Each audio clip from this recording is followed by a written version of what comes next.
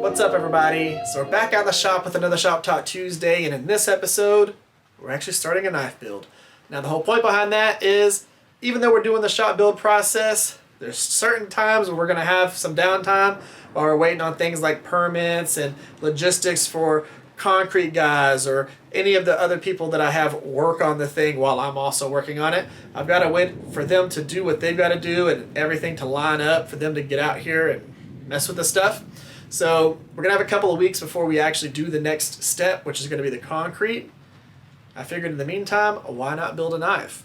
So in this episode, we're going to focus on starting this build right here.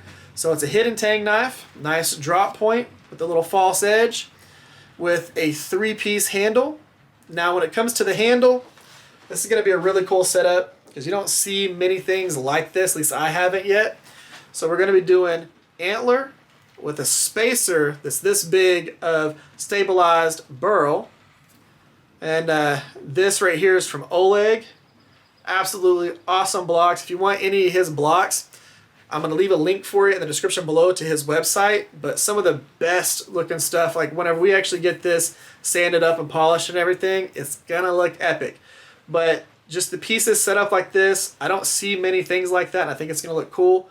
And we're going to be using some of my Mocha Megane right there. So this is just copper and 15 and 20 and all that, all pressed together. So we're going to be using some of this for the guard, this right here for the handle, and then we're going to be doing 1084 for the actual blade. This takes a nice etch. We're going to be etching and stonewashing this. And I think that this is going to look really crisp with the different bevels coming together and the flats. Whenever they're like this, it'll make all these lines really stand out whenever we do the stonewash. So excited about this one. Basically what we're going to focus on in this particular episode is the blade section. We need to go ahead and get the blade cut out, get the bevels all set up, go ahead and get the shoulders for where they're going to match the guard all squared up, and everything ready to go ahead and heat treat. So we're going to get everything going up to the heat treat process in this episode. In the next episode, we're going to focus on things like heat treat and starting to match the handle up to the actual blade and get all that stuff lined out. Guys, hopefully you all are excited about this. If you are, let me know in the comment section down below. Give the video a thumbs up and subscribe. Let's go ahead. Let's jump into it. Let's get this thing knocked out. So we're going to start it out by cutting out the profile. And basically our goal is to cut out the entire profile and then isolate the blade from the handle area. But we cut everything out so that once we isolate it, we actually have the full profile for the handle, at least roughly where it's supposed to be, and then the full profile of the blade, including the tang. And this will kind of help us make sure that we're lining things up how they're supposed to be lined up.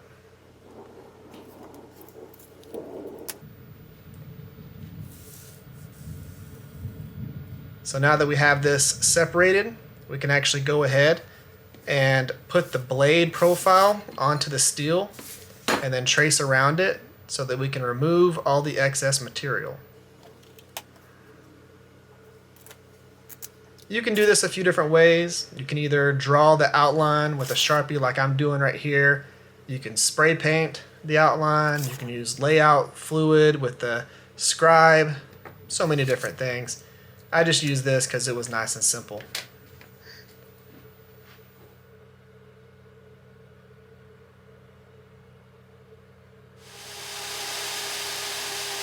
Now on the quarter band saw, we're just going to roughly cut out the profile.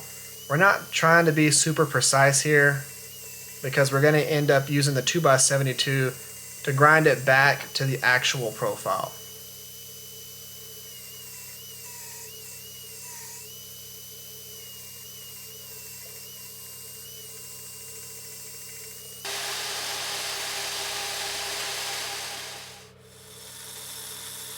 Now that we're on the 2x72, we're just using a used 36 grit belt. This is one of the shredder belts. And we're gonna just refine that profile, grind it all the way back to the line. You know, this is the point that if we wanted to change a couple of things, we could actually do that. But once we get it nice and profiled, we can then move on to the next step, which is going to be working on the file stuff.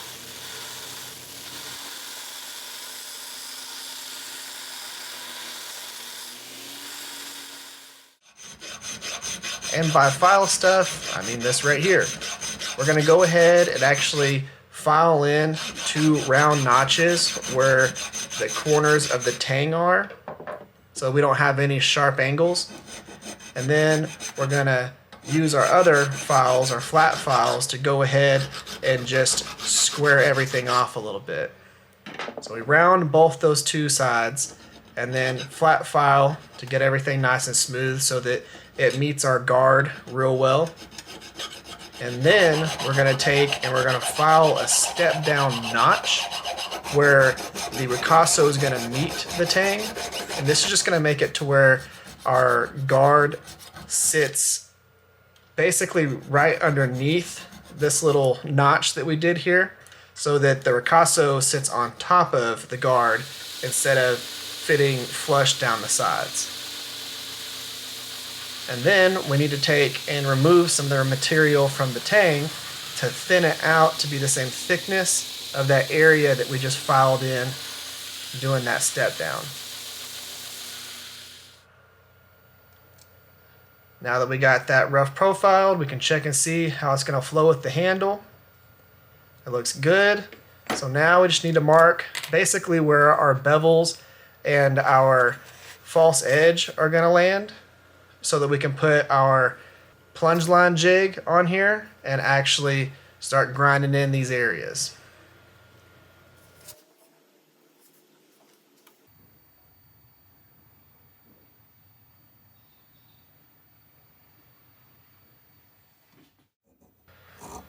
Now that we have those marked, we can go ahead and mark our edge.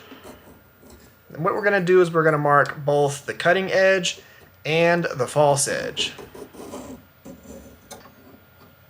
That way we get a center line on both of those and we know where to grind to.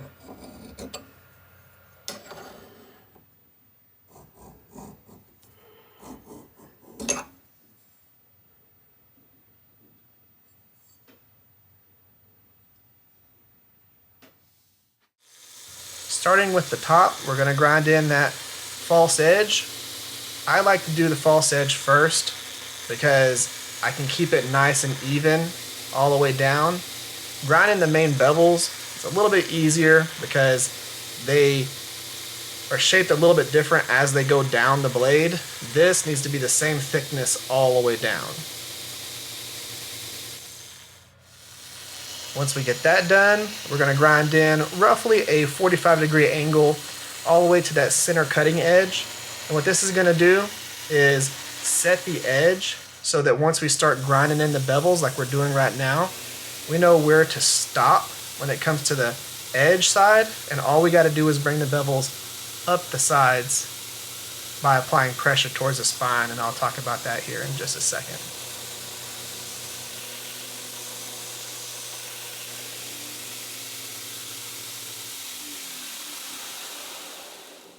So basically what I'm doing here is making sure that I bring this line up to this line right here so that these two meet, because I want them to meet right where it dips down right here. So right where it comes from the spine down to the base, I want to bring this all the way up to that.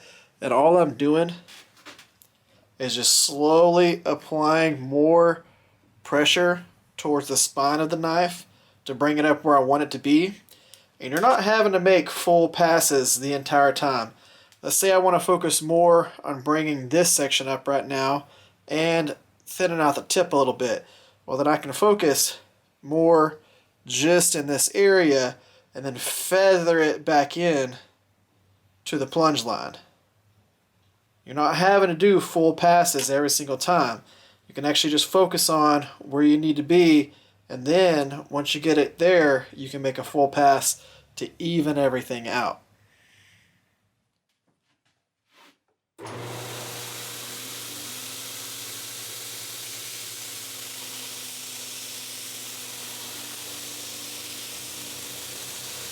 And I should mention that this is a new 36 grit shredder belt right here. I always switch to the new one whenever I'm going to start grinding in the bevels because it takes off material really fast.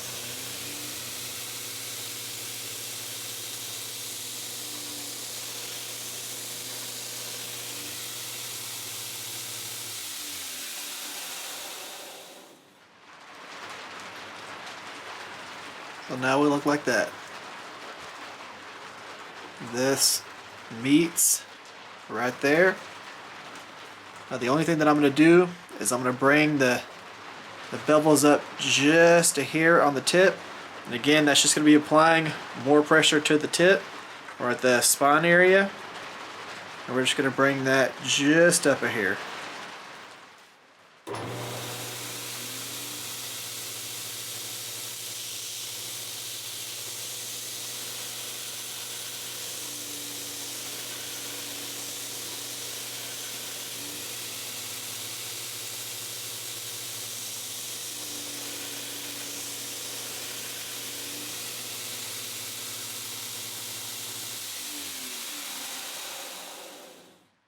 Just like that.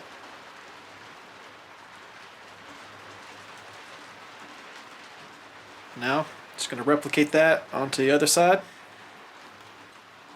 and go from there.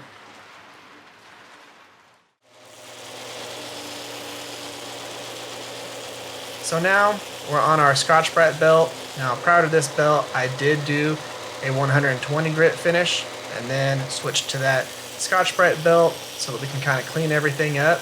And this is the perfect finish for pre-heat treat.